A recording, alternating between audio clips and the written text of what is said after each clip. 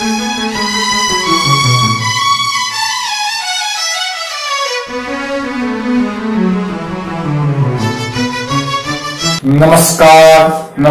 दोस्तों, आप सभी का स्वागत है हमारे YouTube चैनल ज्ञान गंगा जीके में।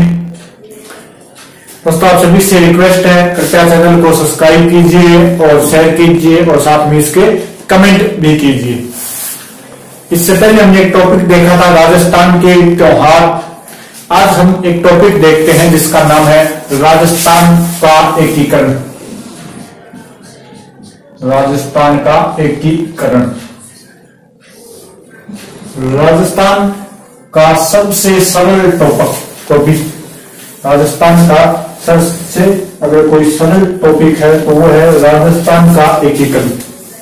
सबसे सरल टॉपिक है राजस्थान का एकीकरण और अपने साथ साथ में इसको याद भी कर लेंगे। शब्द है राजस्थान का एकीकरण। एकीकरण क्या होता है? एक करना। एकीकरण का मतलब क्या है? एक करना, यानी किसी भी चीज का अगर अलग अलग बिखरी हुई है तो उसे एक करना ही क्या कहलाएगा? आपके एकीकरण कहलाएगा। एकीकरण करना किसका है? तो वो है राजस्थान का। एकीकरण किसका करना है? राजस्थान का एकीकरण करना है। तो राजस्थान के एकीकरण के अंदर क्या क्या आएगी, हम सब चीजें देखेंगे। एकीकरण का मतलब ये तो नहीं लिखेगा राजस्थान में बिखरा हुआ था तो उसे ला के यहाँ पे इकट्ठा कर दिया। इसका मतलब है कि जब हमारा देश आजाद हुआ, कब? 1947, 15 अगस्त 1947। इससे पहले भारत के अंदर क्या हुआ करता था? राजतंत्र। भारत के अंदर क्या हुआ करता था? राजतंत्र। और राजतंत्र के अंदर क्या होता है? एक होता है राजा और उसका क्या होता है? एक होता है उसका राज्य। राजा का क्या होता है? राज्य। तो भारत के अंदर 1947 से पहले 565 छोटे छोटे राज्य बोल सकता हूं या उन्हें बोला जाता था रियासत। टोटल भारत के अंदर 1947 से पहले कितनी रियासतें थी? 565। अपने उन सबको एक कर जो अपना अखंड भारत बनाया था वो क्या कहलाया? आपका भारत का एकीकरण। और उसी प्रक्रिया के अंदर जब राजस्थान राज्य बना है और उसी प्रक्रिया को क्या कहा जाता है? राजस्थान का एकीकरण। तो हमें तो राजस्थान का एकीकरण पढ़ना है। तो आजादी से पहले अगर बात की जाए राजस्थान की तो यहां पर कुल टोटल 19 रियासतें थी। ये सभी बातें आजादी से पहले की चल रही है। आजादी के समय राजस्थान के अंदर कितनी रियासतें थी? 19 रियासतें। टोटल 19 तो रियासतें थी। 3 ठिकाने थे, अंग्रेजों द्वारा बनाए गए ठिकाने कितने थे? 3। और एक आपके केंद्र शासित प्रदेश था। एक क्या था? केंद्र शासित प्रदेश। ये जो 19 रियासतें थी उनकी बातें हम करेंगे जब एकीकरण करेंगे तो 19 की 19 आपको गिनवा दी जाएगी। 3 ठिकाने कौन कौन से थे? तो इसके अंदर पहला ठिकाना था आपके नीमराना। दूसरा ठिकाना आता है आपके कुशलगढ़ और एक आपके ठिकाना आएगा लावा। नीमराना, कुशलगढ़ और लावा 3 ठिकाने थे। नीमराना कहां पर आता था? यह आता था आपके अलवर के अंदर। कुशलगढ़ आता था बांसवाड़ा के अंदर। और जो लावा था यह आता था आपके टोंक के अंदर। ये कहां पर आता था? टोंक के अंदर। अगर बात की जाए कि यहां पर कौन सा वंश था तो नीमराना के अंदर था आपके चौहान वंश। नीमराना में कौन सा वंश था? चौहान वंश। कुशलगढ़, ये देखो कुशलगढ़ है बांसवाड़ा और यहां पर जो वंश था वो था राठौड़ वंश। कुशलगढ़ के अंदर कौन सा वंश था? राठौड़ वंश। और आपके लावा के अंदर था कछवाहे वंश। कछवाहे वंश। लावा के अंदर कौन सा वंश था? कछवाह वंश। 3 ठिकाने थे जिसमें निमराना, कुशलगढ़ और लावा। निमराना के अंदर चौहान वंश का शासन था और किसके अंदर आता था? आपके अलवर जिले का, वर्तमान के अलवर जिले के अंदर आपके निमराना आता है। कुशलगढ़ ये आपके बांसवाड़ा जिले के अंदर था और यहाँ पर कौन से राजपूत थे? यहाँ पर राठौर राजपूतों का शासन था। लावा ठिकाना टोंक के अंदर आता है और यहाँ पर कौन से राजपूत थे? आपके कछवाह। कछवाह की एक शाखा होती है निरुक्का। निरुक्का शाखा का यहाँ पर क्या था? शासन था। एक केंद्र शासित प्रदेश और इसका नाम था अजमेरवाड़ा। अजमेरवाड़ा वर्तमान में जिसे अपने अजमेर के नाम से जाना जाता है, ये था अजमेरवाड़ा। और यहां पर जो शासन था वो था सीधा अंग्रेजों का। अजमेरवाड़ा पर किसका शासन था? अंग्रेजों का। और 19 बच गई आपके रियासतें। 19 क्या बच गई? रियासतें। अजमेरवाड़ा एक केंद्र शासित प्रदेश, 3 ठिकाने और 19 आपके रियासतें। केंद्र शासित प्रदेश को उस समय बोला जाता था चीफ कमिश्नरी। इतनी बातें होगी, इसके आगे चलते अपने क्या करना है, एकीकरण के अंदर कैसे करना है। अब देखो ठिकाने जब ध्यान रखना, जब रियासत मिलेगी तो अपने आप ही क्या मिल जाएंगे? ठिकाने मिल जाएंगे। अब देखते अपने कितने रियासतें हैं? 19 रियासतें। यानी यहां पर कितने राजा है? 19 राजा।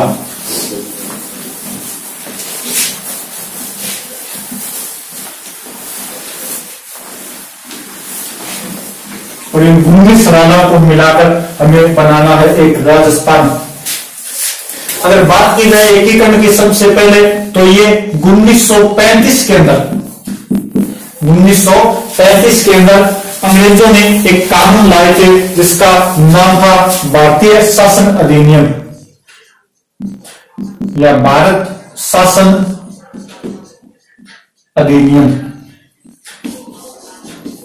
भारत शासन अधिनियम, इसके अंतर्गत भी कहा था कि सभी राज्य अपना संगठन बना ले, एक हो जाए और एक होने के बाद हम इन्हें आजाद कर देंगे। ऐसे बिखरे हुए हम इन्हें नहीं छोड़ेंगे, एक हो जाओ फिर हम आजाद कर देंगे। लेकिन यहां पर कुछ नहीं हुआ। आपके भारत शासन अधिनियम 1935 के अंदर में अंग्रेजों ने कहा था कि आप एक हो जाओ, हम आपको क्या कर देंगे? आजाद कर देंगे। क्या करना है आपको? कि सभी जो भारतीय राजा है वो अखिल भारतीय संघ बना दिया जाए। क्या कहा था अंग्रेजों ने? कि अखिल भारतीय संघ की स्थापना करो। संघ की क्या करो? स्थापना। लेकिन राजा नहीं माने। नहीं माने तो कोई बात नहीं। अगर आपसे पूछ लिया जाए कि कौन सा गवर्नर जनरल या वायसराय था जिसने आपके एकीकरण का प्रयास किया सबसे पहले, तो उसका नाम था Lord Linlithgow. Linlithgow. Lord Linlithgow ने आपके सबसे पहले एकीकरण का प्रयास किया था। इसने राजाओं से कहा था कि आप क्या कर लो? अपना संघ बना लो। कब किया था? 1938-39 के अंदर। 1938-39 के अंदर लॉर्ड लिनलिथगो ने कहा था कि आप सभी क्या कर लो? अपना अपना संघ बना लो, सभी छोटे राजा मिलकर बड़े राज्य के अंदर शामिल हो जाओ। और कैबिनेट मिशन, और जो कैबिनेट मिशन भारत आया था, ये आया था आपके 24 मार्च 1946 को। कैबिनेट मिशन भारत कब आया था? 24 मार्च 1946। ध्यान रखना इस कैबिनेट मिशन के अंदर कितने सदस्य थे? 3 सदस्य। सदस्यों की संख्या जो थी वो थी 3 थी इसके अंदर। और इस कैबिनेट मिशन के अंदर कहा गया भी एकीकरण क्या है? बाध्य। एक आपको क्या होना पड़ेगा? एक होना पड़ेगा। एकीकरण क्या कर दिया इसके अंदर? बाध्य। यानी सभी राजा या तो अपने आप एक और ले, वरना हम उन्हें जबरदस्ती मिलाकर एक संघ की स्थापना करेंगे, एक बड़े राज्य की स्थापना करेंगे। ये बात किस मिशन में कही गई थी? Cabinet mission. कब भारत आया था? 24 मार्च 1946 को। कितने सदस्य थे? 3 सदस्य थे, जिसके अंदर एबी अलेक्जेंडर थे और आपके लॉर्ड पैट्रिक लॉरेंस भी थे और इसी के अंदर स्टैफोर्ड भी आपके आए थे। अब ध्यान रखना कि इसी कैबिनेट मिशन को ध्यान में रखते हुए राजाओं को पता चला कि अब हमें एक होना पड़ेगा, तो सबसे पहले अगर राजस्थान के अंदर कोई एकीकरण की शुरुआत करता है राजाओं में, तो उसके अंदर नाम आता है मेवाड़ महाराणा गोपाल सिंह का। नाम आता है मेवाड़ महाराणा गोपाल सिंह।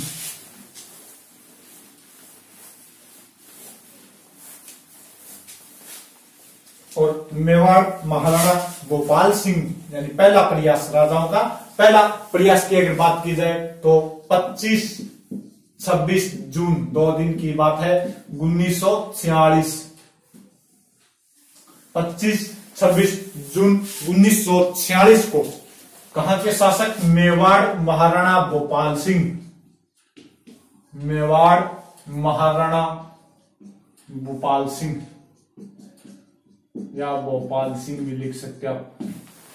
इन्होंने अपने आसपास के सभी राजाओं को लेटर लिखे और लेटर लिख के कहां के शासकों को बुलाए? एक तो आपके राजपुताना के, अपने आसपास जो राजपुताना के शासक थे उन्हें, एक आपके मालवा के और एक गुजरात के। इन सभी राजाओं को अपने आसपास के राजपुताना, मालवा और गुजरात के शासकों को लेटर लिखा और कहा भी आप कहा, ये उदयपुर के अंदर। ये एक सम्मेलन रखा था उदयपुर के अंदर।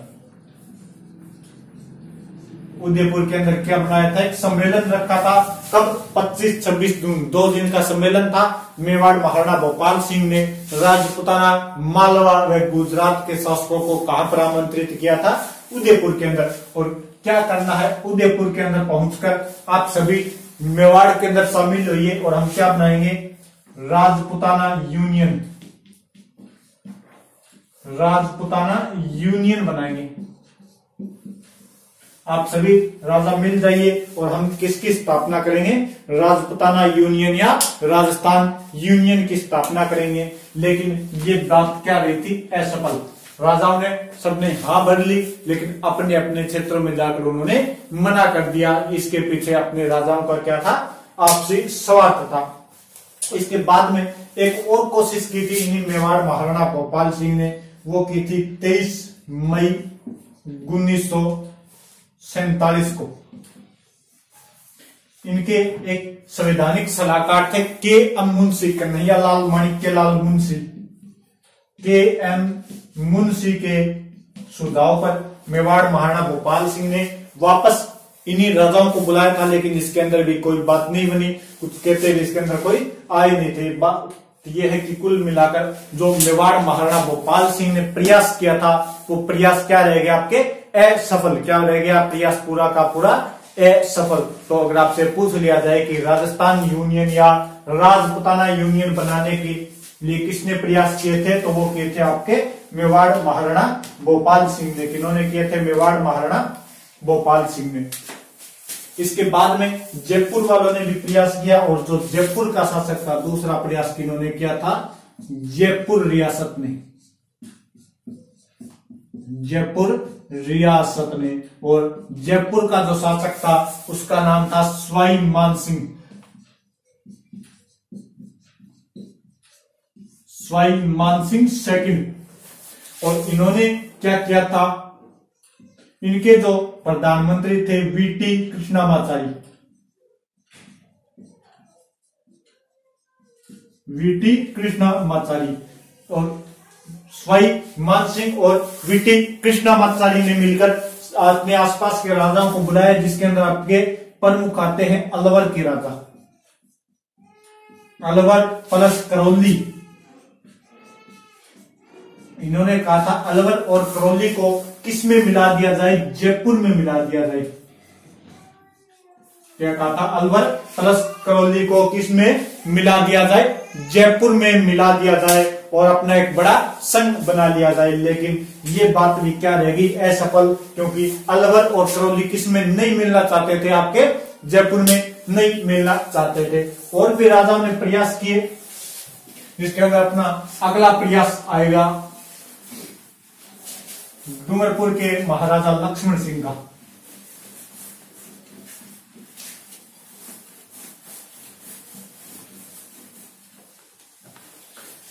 अगला प्रयास किया था डूंगरपुर महारावल लक्ष्मण सिंह ने। और ये क्या बनाना चाहते थे? ये बनाना चाहते थे वागड़ संघ। ये क्या बनाना चाहते थे? वागड़ संघ। किस किस को मिलाकर?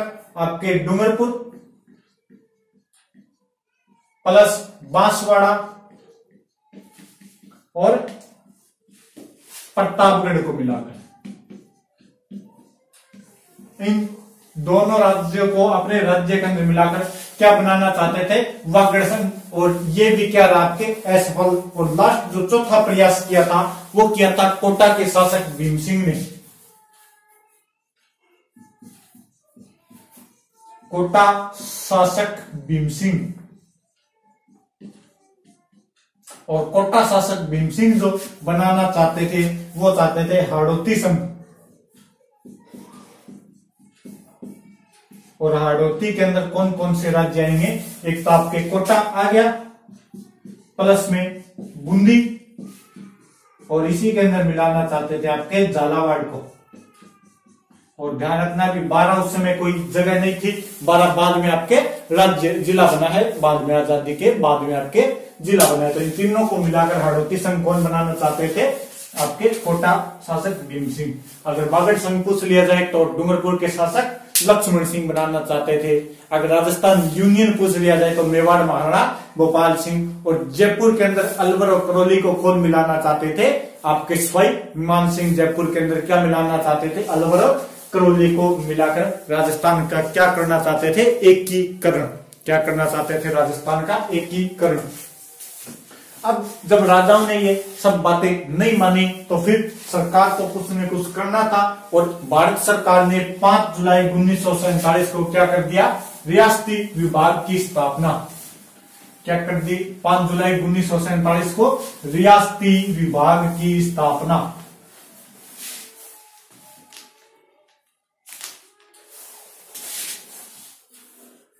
जुलाई, ये ध्यान कर लेना भी 1947 को क्या किया? भारत सरकार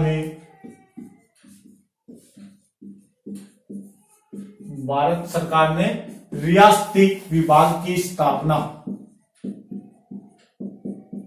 रियासती विभाग की स्थापना कर दी। और इस रियासती विभाग का कार्य क्या था? क्या करना? एकीकरण करना। ये रियासती विभाग का करना था एकीकरण। और इसके जो प्रमुख बनाए गए थे उनका नाम था सरदार पटेल, सरदार वल्लभ भाई पटेल। और इनके जो सचिव थे उनका नाम था वीपी मेनन। वीपी मेनन इनके सचिव हुआ करते थे। और इनके प्रमुख कौन थे? सरदार पटेल, जिन्हें हम भारत का आयरन मैन या लोहा मैन के नाम से जानते हैं। तो रियासती विभाग की स्थापना कब कर दी? 5 जुलाई 1947 को। और इसके अंदर भारत सरकार ने कहा भी वो ही रियासतें स्वतंत्र रह सकती है। शर्त क्या रखी थी इसकी? कि वो ही रियासतें स्वतंत्र रह सकती है जिनकी आय कितनी है? 1 करोड़। और जनसंख्या होनी चाहिए आपके 10 लाख। 1 करोड़ या 1 करोड़ से अधिक तो आपकी आय होनी चाहिए। और 10 लाख या उससे अधिक आपकी क्या होनी चाहिए? जनसंख्या। तभी आप स्वतंत्र रह सकते हो, वरना आपको किसी न किसी राज्य के अंदर मिलना ही पड़ेगा। अब इस शर्त को मानने वाले, इससे पहले एक और घटना घटती है। इससे पहले घटना घटती है कि जब 5 जुलाई 1947 को भारत सरकार ये अधिनियम लेकर आई, इसका नाम था रियासती विभाग। और अब अंग्रेज राजाओं ने कहा भी हम कोई भी फैसला नहीं कर सकते, क्यों नहीं कर सकते? क्योंकि उन्होंने याद दिलाया सहायक संधि और अधीनस्थ संधियों को याद दिलाया। और कहा भी हमारी तरफ से तो जो भी फैसला करेंगे वो कौन करेंगे? अंग्रेज। तो अंग्रेजों ने एक अधिनियम पारित किया अपने राजाओं को मुक्त करने के लिए। कब? 18 जुलाई 1947 को अंग्रेजों ने एक अधिनियम पारित किया जिसका नाम था भारत शासन अधिनियम। सॉरी स्वतंत्रता अधिनियम, स्वतंत्रता अधिनियम, जिसका नाम क्या था, भारतीय स्वतंत्रता अधिनियम पारित किया तब 18 जुलाई 1947 को, और अपनी रियासतों को कहा तलाक तलाक तलाक, आज से आपका और हमारा कुछ लेना देना नहीं है, और अपनी रियासतों को जो सहायक संधियां हुई थी उनसे क्या कर दिया, मुक्त कर दिया। अब अपने राजा खुद सोच सकते थे कि किसमें मिले या किसमें नहीं मिले, अब बात थी अपने राजाओं के ऊपर। अब इस शर्त का पालन करने वाली राजस्थान के अंदर केवल और केवल 4 रियासतें थी। कितनी रियासतें थी, 4 बड़े वाले मगरमच्छ। अब देखते हैं उन 19 रियासतों को कौन सी बचेगी और कौन सी नहीं बचेगी। नहीं पेज पे देखते हैं। 1 करोड़ आय और आपकी 10 लाख जनसंख्या से इस शर्त को पूरी करने वाली राजस्थान के अंदर कितनी रियासतें थी, टोटल 4, और भारत के अंदर थी 3। भारत के अंदर एक तो थी आपके जम्मू कश्मीर, एक हुआ करती थी हैदराबाद, और एक थी आपके जूनागढ़। 19 रियासत है। इसमें से राजस्थान के अंदर 4 रियासत क्या रह सकती थी, स्वतंत्र। 4 क्या रह सकती थी स्वतंत्र, कौन कौन सी, उदयपुर या मेवाड़, मारवाड़ या जोधपुर, बीकानेर और जयपुर। इन्हें तो आप अलग छोड़ दो। बच्ची कितनी पीछे, ये बचेगी आपके 15 बची हैं। इसमें से एक रियासत थी जैसलमेर, और जैसलमेर निर्भर कर रही थी आपके मारवाड़ के ऊपर कि जिधर भी आपके जोधपुर या मारवाड़ मिलेगा उधर ही कौन मिल जाएंगे, हम मिल जाएंगे। जिधर जोधपुर या मारवाड़ मिलेगा उधर ही हम मिल जाएंगे। बच्ची कितनी, एक और घटा दो, इसमें से कितनी बच गई, 14। और इन 14 रियासतों में अब आगे देखिए होता क्या है कि अलवर प्लस भरतपुर, अलवर प्लस भरतपुर के अंदर हो गए थे आपके सांप्रदायिक दंगे, सांप्रदायिक दंगे, जिसकी वजह से इनका शासन तो भारत सरकार ने पहले ही अपने अंडर में ले लिया था। यानी यहाँ के राजाओं को हटाकर यहाँ पर भारत सरकार का सीधा शासन हो गया था। तो ये 2 और छोड़ो, बची कितनी, 12। और इन 12 में से भी एक रियासत थी जिसका नाम था सिरोही, और इस सिरोही रियासत को सरदार पटेल चाहते थे वे कहां पर मिलाया जाए, बॉम्बे में। उसमें गुजरात नहीं हुआ करता था, बॉम्बे में मिलाना चाहते थे। तो जो बची थी रियासत उसका नाम था 11, और इन 11 रियासतों का ही हमें क्या करना था, एकीकरण। 11 रियासतों का ही क्या करना था, एकीकरण करना था। बाकी तो अपने आप पहले से ही अलग होकर बैठी थी या अलग पड़ी थी, उनके तरफ तो हमें देखना ही नहीं था। इन 11 को ही मिलाना है, और इन 11 को अपने मिलाएंगे कल, और कल देखेंगे एकीकरण के कितने चरण हुए, क्या क्या हुआ पहले चरण में, क्या हुआ लास्ट चरण में, वो अपने कल देखेंगे। और कल राजस्थान का क्या कर देंगे, एकीकरण। तो आप थोड़ा सा इसको शेयर कर दीजिए, कमेंट कर देना, और चैनल को सब्सक्राइब कर लीजिए। Okay, thank you.